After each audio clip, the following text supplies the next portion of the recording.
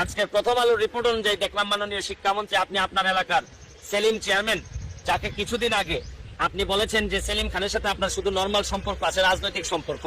যে সরকারের প্রায় এই 20 গুণ জায়গার দাম বাড়িয়ে সরকারের কাছ থেকে এই যে আপনাদের যে ইউনিভার্সিটি করার জন্য সরকারের কাছ থেকে দাম বাড়ায় প্রায় 300-400 কোটি টাকা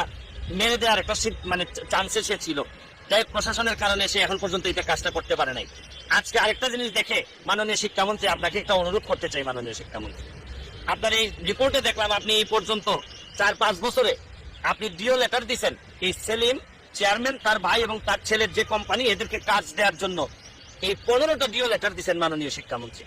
মানে এরা যেন কাজ পায়, ঠিক আছে, নামপতা বজায় রাখার জন্য আপনার মনে হয়েছে যে এরা কাজ পাইলে নামপতা বজায় থাকবে যদি এরা বালু তুলে,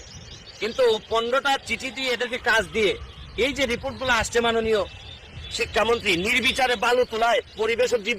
বৈচিত্র্য বিপর্যস্ত,